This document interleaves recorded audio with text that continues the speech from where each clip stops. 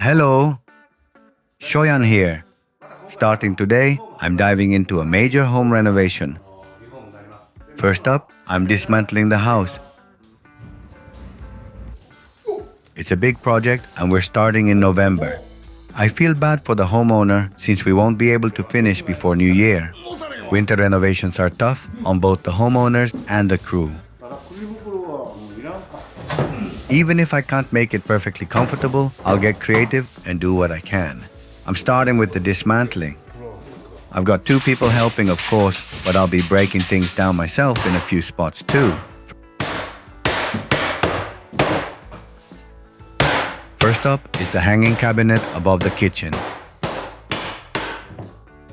This house is 50 years old. I've been a carpenter for 51 or 52 years, so this place was probably built right when I started as an apprentice. I don't remember all the materials we used back then, but pretty much everything here looks like it was made on site. They say one carpenter spent 2 full years building this house. You can tell the craftsmanship is solid. Even just breaking down a cabinet, I can see how carefully it was made. Dismantling a house like this is actually kind of fun, though I do get totally covered in dust.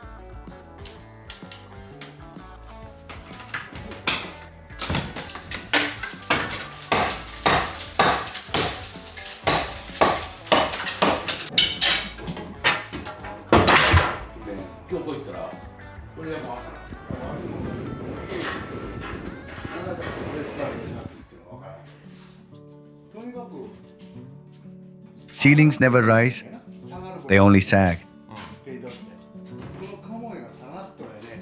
This kamoy has sunk way down and the ceiling slopes along with it. From here, it seems we're under the main 2-story structure. It's leaking from the second floor exterior wall. Is this water damage? Everything's sagging here. Looks like the whole section settled evenly. Back in the day, ceilings were built with a gentle upward curve. This section is warped upward while that section sagged. So now the ceiling ripples like a wave. This part's definitely higher than it used to be. Do ceilings ever go up? Who knows? Maybe the beam for the roof warped upward over time. It's rare to see one this warped. Right here, it's sagging like this.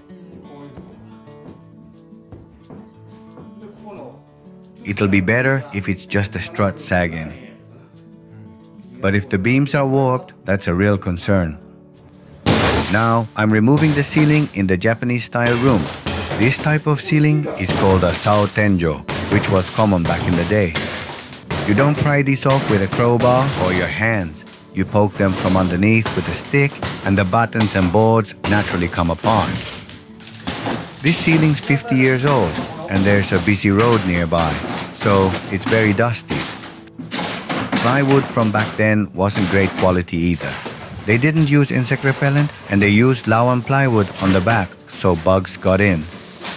There was bug-eaten wood dust, tons of it.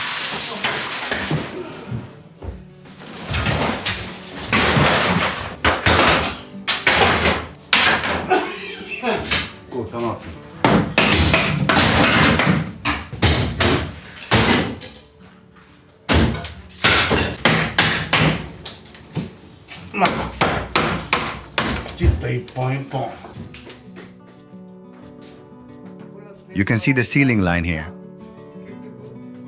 This wood supports the ceiling. Because people didn't like hanging it from the beam back then, they used timber like this. But the timber curved upward, so the ceiling ended up warped that way. And over here, it sagged. So this part of the ceiling sags, and now the whole ceiling's snaking around. Once I took the ceiling down, I realized my guess was way off. I renovated my own house too, but I didn't use any struts back then. I only used thick 3.6 meter timber like this. They're used to separate the upper and lower parts to prevent the ceiling from sagging, whether from the roof sagging, the second floor settling, or vibrations transferring between floors.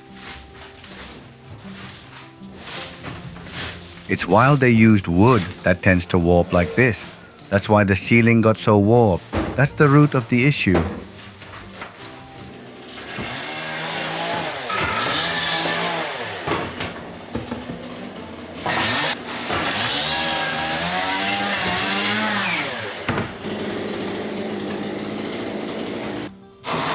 Now, I'm taking out the horizontal trim called nageshi in the Japanese style room.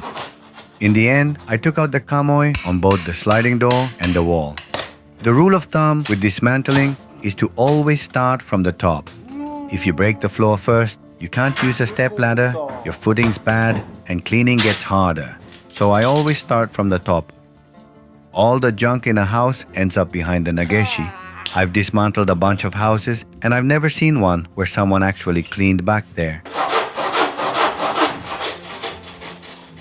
You find all kinds of stuff. Dust, kids' toys, maybe even a pile of hidden cash. Well, not really.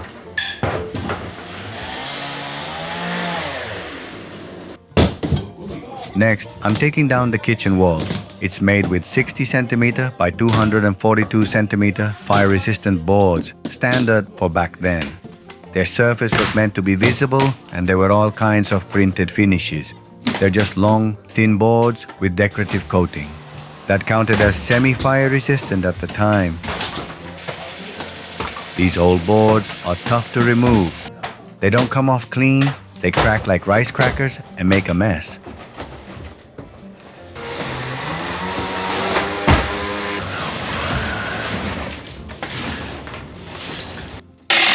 I'm not saying they overdid it, but they really put effort into the backing.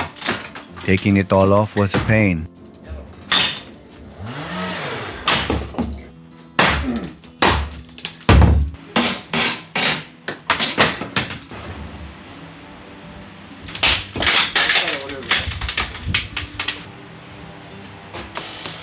Now, for the part I hate the most, breaking down the mud plastered walls called arakabe. My house is 40 years old, and I thought it had too much mud plaster. But this house is 10 years older, and every wall has even more.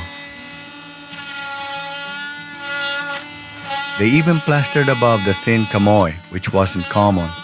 Just removing the 2 panels above it is a ton of work.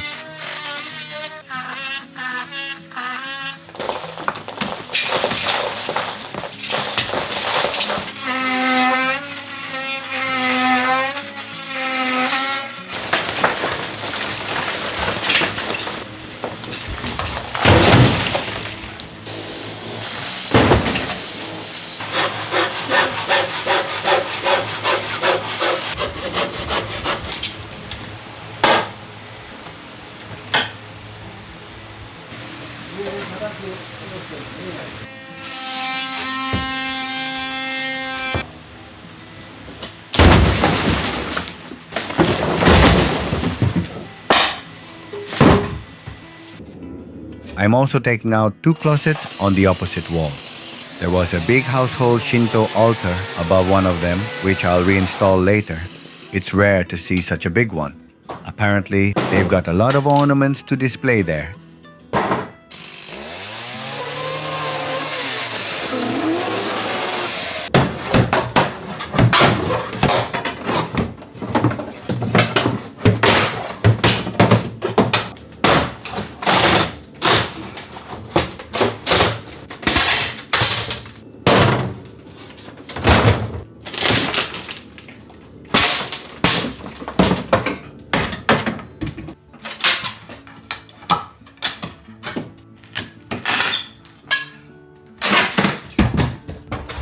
They used an incredible amount of materials for just 2 closets. Multiple layers of plywood and backing, even around the household Shinto altar on top.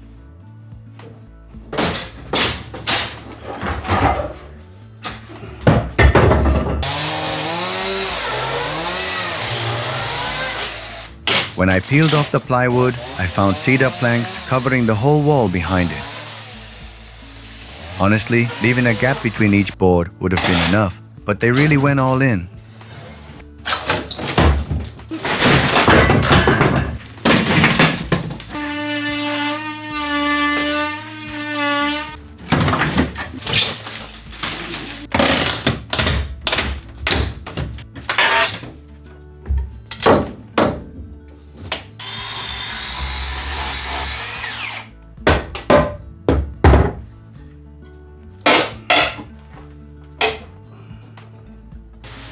Now, I'm finally removing the shiki and moving on to the floor. Once the floor's out, that room's done. All the floorboards are tucked into the shiki. If I remove the fusuma first, dust will fall everywhere.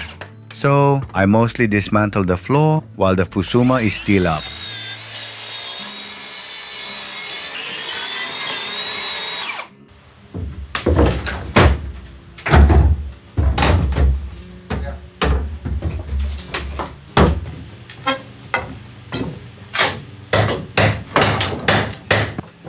For this floor, I'm replacing all the joists and beams with brand new ones. After removing the floor, I saw that nothing was rotten. The underfloor was dry with no signs of moisture. The ventilation holes are a bit small, but still no termites at all. Even in the kitchen, that's rare.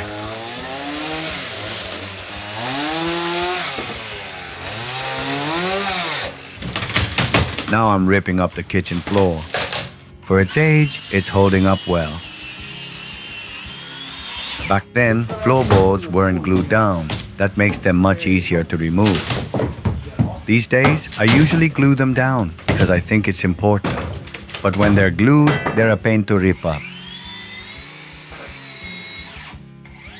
In the Japanese-style room, there was no patchwork or reused wood. But the kitchen floor had patched in spots. When a carpenter starts the interior work, they usually install the floor first. Both back then and now, they start with the Japanese-style room, so they've got a place to set their tools. They probably ran short on beams and used offcuts or leftover wood in the kitchen.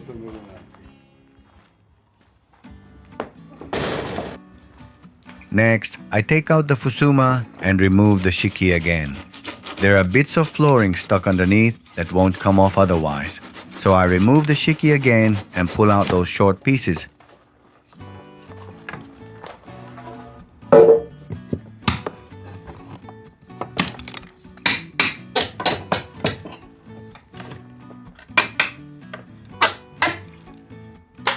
Eventually, I'll remove the shiki completely.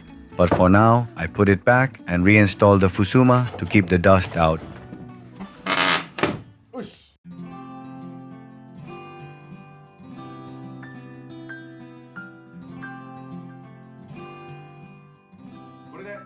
We've completely dismantled the kitchen and 2 living rooms, but the entrance, hallway, and engawa are still untouched.